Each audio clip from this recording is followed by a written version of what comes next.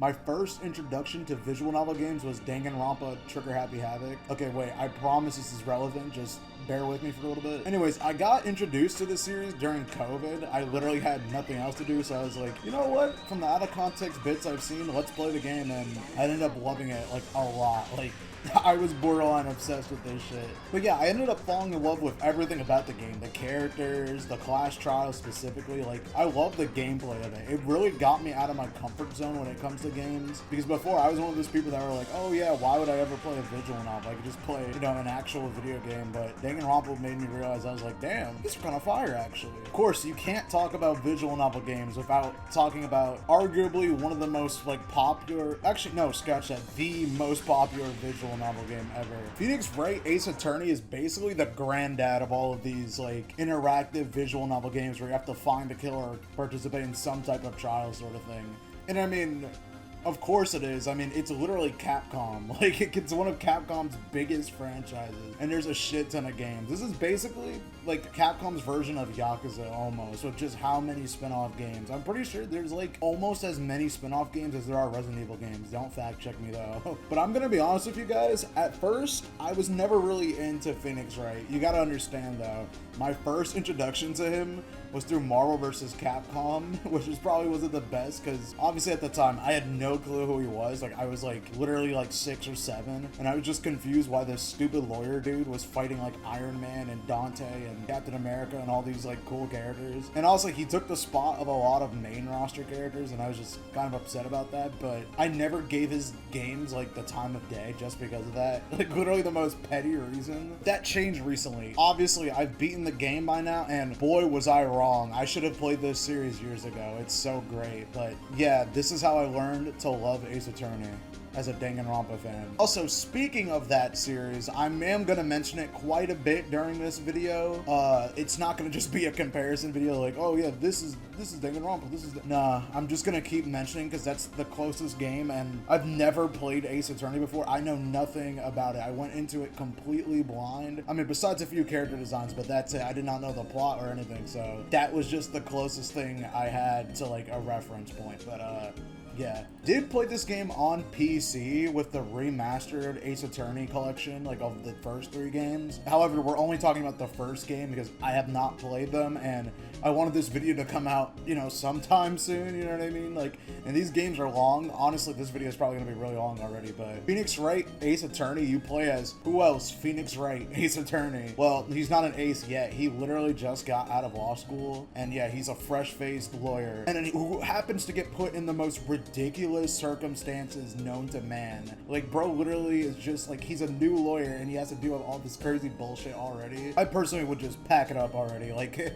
literally, if I had to deal with some of this shit like already, and I'm like very new to this, no way, bro. All of these cases involve some murder. Like, there's not a single case that doesn't involve murder. From corrupt CEOs to like blackmailing, fucking elaborate assassination attempts, to even just like being a burglar. He has to deal with all of this. The gameplay is pretty similar to what you would expect out of these games. You know, you have to go detective mode, look around for clues, and prove that the person you're defending is innocent. But obviously, you know, in typical fashion, these aren't just normal people. It's usually like the most insane or goofy individuals of all time that like literally end up making it harder for you to actually prove them innocent. I'll get into more of these characters in a bit, but yeah, there's no like crazy, like elaborate mini games, no fucking class trials or any of that. It's a fairly standard court trial for the most part. All you could really do is just defend your client. You have to present the right evidence or else you'll get penalized. Like, it's sort of similar to Danganronpa where there's like a health bar. However, in this game, you can't replenish it by getting the wrong thing. So if you do fuck up too many times, you're just done. You have to restart from the last checkpoint. But to be fair, you can save at any point, which I like. There is also no time limit whatsoever, which is really good.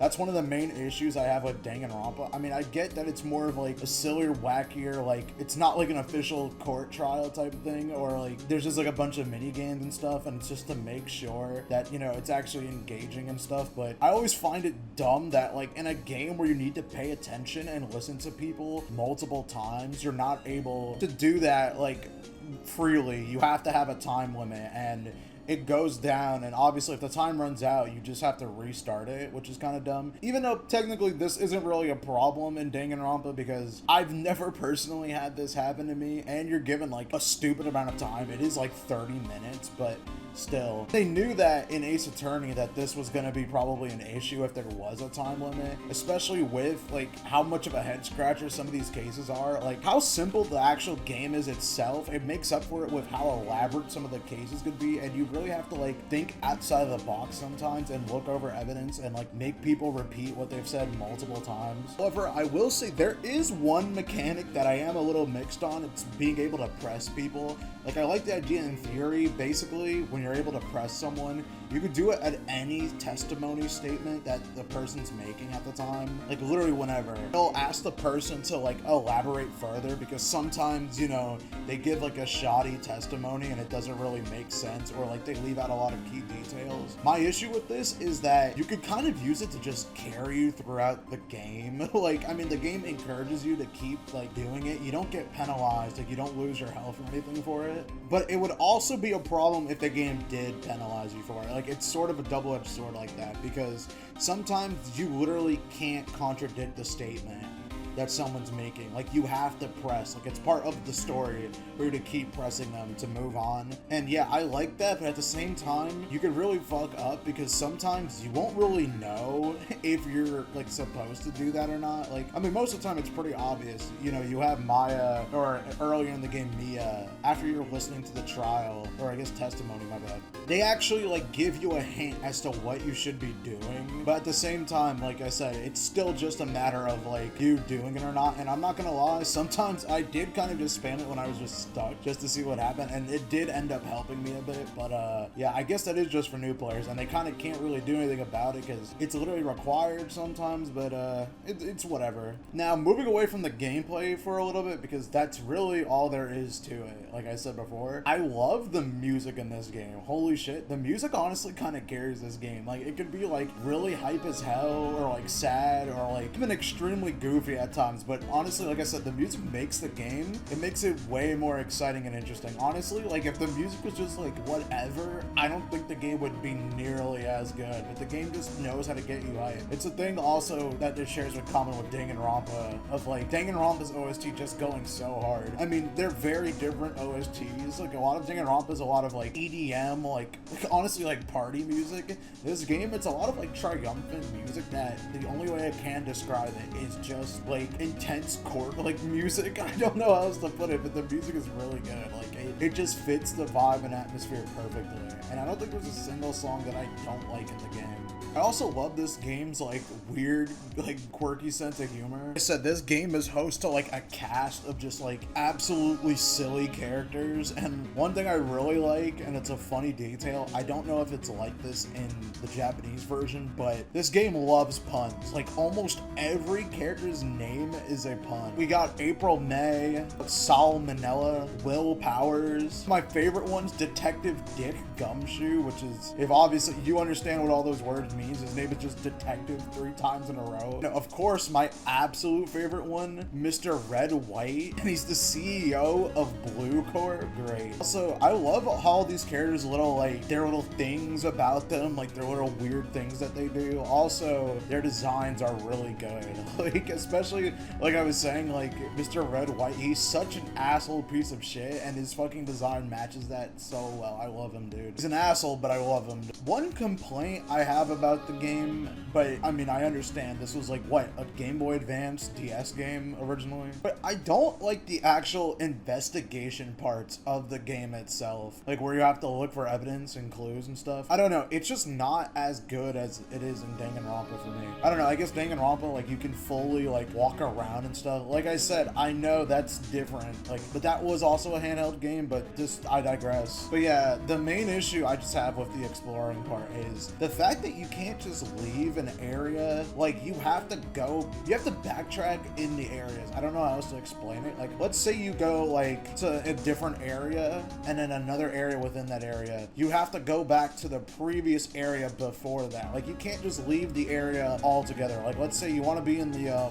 woods in like chapter 4, I mean, right? You're at the beach area. You have to go back to the main gate. You can't just leave and go immediately back to like the detention center, let's say. That's just kind of annoying to me. I don't know, that's just like a minor nitpick, obviously. I'm just like literally grasping at straws, so to speak, but for this game being, you know, a remaster of a portable game, I think that the graphics are really good, especially like obviously they updated it for this collection, but the updated sprites, like even looking back on it now, like going through the original game, just looking at it, holy shit, these sprites are a way better improvement. I don't know what the consensus is from Ace Attorney fans, but these are pretty good. Like, I like this a lot. I also love how expressive the sprites are, especially I love Maya when she does this little like evil gremlin smile. That's really funny. I also like seeing the characters like when they're absolutely freaking out after they've been exposed and like they just go completely off the walls with the facial expressions and even like mannerisms and just things they say. But yeah, honestly, I love this game and I think it's really good. Way better than I even expected. Like, I knew people love this game, but now I can completely see why. But before we end the video,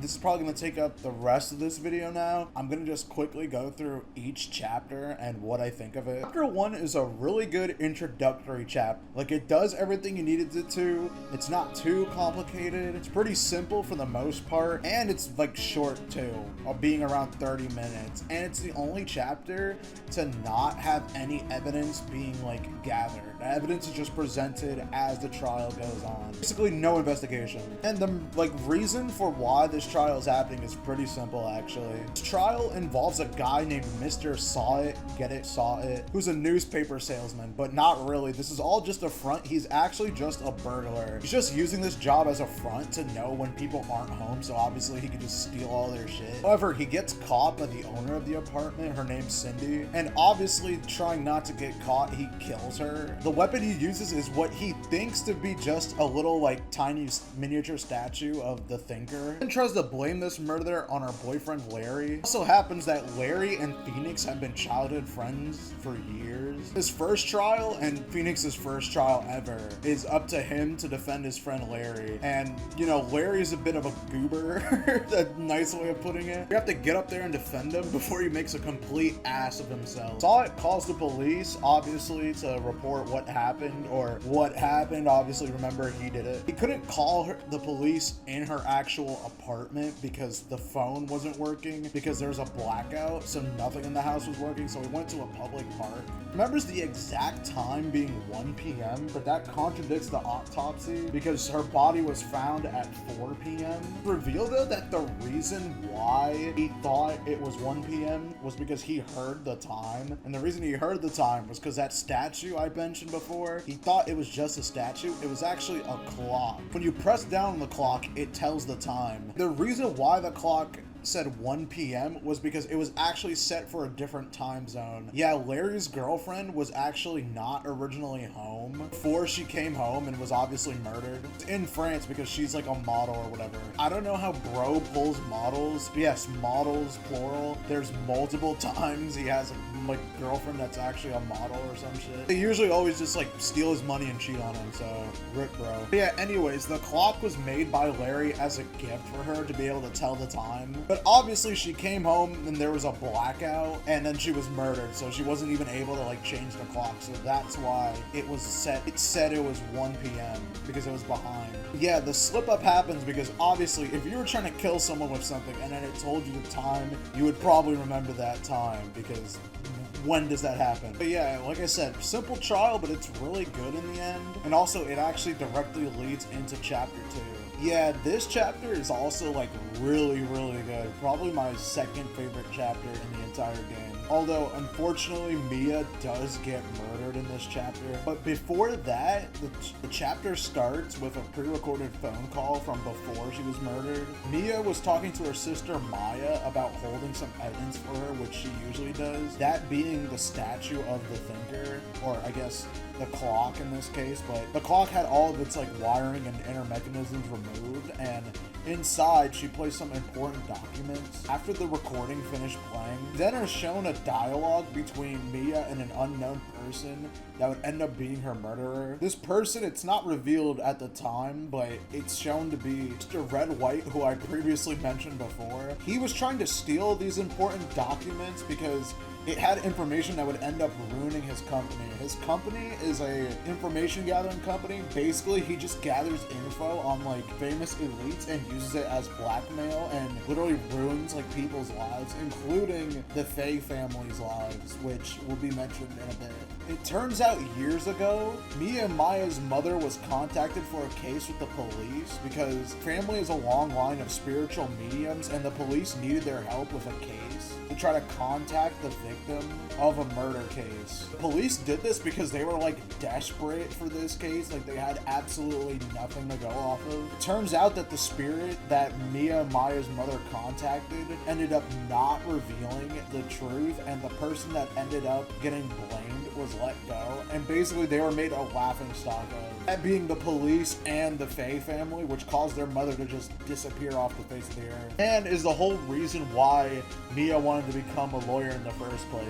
Before she died though, Mia told Maya and Phoenix to come and meet her there. So when Phoenix arrives, he arrives too late and assumes she went home. However, he notices that there's a strong smell of like blood. So he rushes in and finds his mentor's dead body, along with Maya right next to her. So this whole thing was a setup by Red White. He had his assistant April May stay at the hotel across from the office and made it seem like that May witnessed Maya murdering Mia. Okay, that was a kind of a tongue twister, but I hope you understood what I meant. So obviously, you know, the sister of your mentor is being held responsible for murder. You have to try to defend her. You end up revealing that April May had wiretapped the entire conversation from before the murder took place. And that's the end of the first part of the trial, but this is the first chapter that introduces how trials work and how they're a multiple day thing with like breaks and new investigations in between them. And then the next trial, you actually take down Mr. Red White himself. This trial is really good, like I said before, and also introduces a bunch of major characters to the series, like Edgeworth, Maya, Gumshoe. However, I do not like the third chapter. The third chapter, oh boy, it has some of that Danganronpa third chapter syndrome, which for those of you who don't know, it's just when the third trial is complete ass, which is a common thing in Danganronpa. I don't know why they do it. If I had to guess, I'm just going to assume because they run out of ideas. In Danganronpa, there's 6 chapters, so they just, I don't know, I guess they just run out of ideas. But the reason why these trials are usually bad is just because the motive is like usually like really like ridiculous. The trial itself is kind of elaborate, and just characters are just annoying, or like weird things just happen in them. Like basically there's just a bunch of reasons to not like those chapters, and this unfortunately kind of happens in chapter 3 of Ace Attorney. Yeah, but a lot of what I don't like about this chapter really just comes down to a couple things. One, the case is not really that interesting. It involves 2 stars of this like children's samurai TV show, and one of the characters like murdering the other one in costume, like with the actual like samurai weapon that the character in the show uses. And also, I just want to mention too something really weird. This chapter 3 involves like a killer in a costume, and the alibi for one of the people is that the character that was in the costume was actually sleeping the whole time, so it couldn't have been them, which is really weird and similar to fucking Danganronpa 3's chapter 3. I mean Danganronpa 1's chapter 3, sorry. Which yeah, this game came out like what, when? And then when did the Trigger Happy Havoc come out? You know what, let's just call this a coincidence, even though it's too suspicious. But yeah, also this like trial is really elaborate too for no reason. Like everything that happens to in it, I'm not gonna go full into it because it's just gonna get a headache, and if I had to explain it all, I'd be here like, oh, and also I mentioned this already just about chapter 3 in general, but holy shit, the characters are really fucking annoying. Like this old lady, oh my god, she's literally, for lack of a better word, well, she has like a terrible personality first of all. Also, she just like is straight up jerking this man's legs off, bro. Like, she keeps like saying, oh, this movie star, he couldn't have done it, he's an angel and shit. And it's like, oh my god, it gets so annoying. Like, she is just such a fucking old nasty bitch, and I hate it. So got the director dude, Salmonella, who's like, I think I'd rather have Salmonella than fucking talk to this guy. He's just such a weird fucking like stereotypical loser nerd dude, and then he talks in late speak like the entire time, bro. Please. why are you like this, man? Yeah, I hope this chapter 3 situation gets sorted out in the other games, and this isn't like a recurring thing throughout these games, hopefully. However, the 4th and final case makes up for this so fucking much, dude. It goes into so much of like the actual like backstory and explains the incident from the 2nd chapter, like the one that ended up like causing Mia to become a lawyer and everything. And it goes into Edgeworth, Phoenix, and Larry's backstory, because it's revealed that they're all like, they grew up together and went to the same school. And it learns how like Edgeworth became a prosecutor, and also he has your back now, like, and you have to have his back, because I forgot to mention this in chapter 3, he ends up helping you throughout the final moments of that trial, mainly because you can tell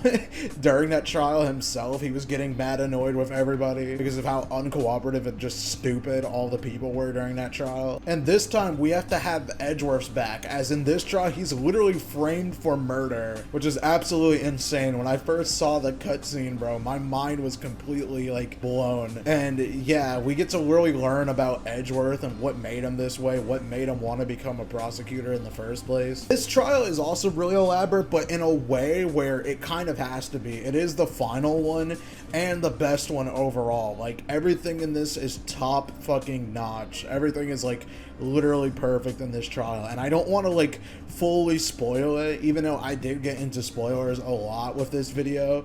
But like, if you like this, if you are interested in this game, I should say, you should definitely play this for yourself. Like, I don't want to fully completely spoil this one. It's absolutely amazing. And then the ending is a very bittersweet thing. Maya actually decides to leave and continue her spiritual medium training, and Phoenix gets busy becoming like an actual like real legit lawyer. I mean, he was legit before, but you know what I mean, like he's getting into his own and shit. And it's such a good ending, and you and Edgeworth and everyone else celebrate like this crazy ass trial you've been through. But yeah, this game is really something special. Like, I can't believe, like I said, all of these years I have not played these games, and it took me until now to actually do it. But yeah, that's gonna be it for this video. I really like Ace Attorney, and I will definitely be playing the other games. And if you like these games, you should definitely get them. I mean, they go on sale all the time on Steam whenever Capcom has like a big game sale, so definitely check it out. And yeah, as a Danganronpa fan, you will get a lot from this. Like, if you were like me and you weren't sure about these games, you should definitely give these games a shot. And also, yeah, let me know down below like what your favorite trial in this game was and who's your favorite character. All right, see ya.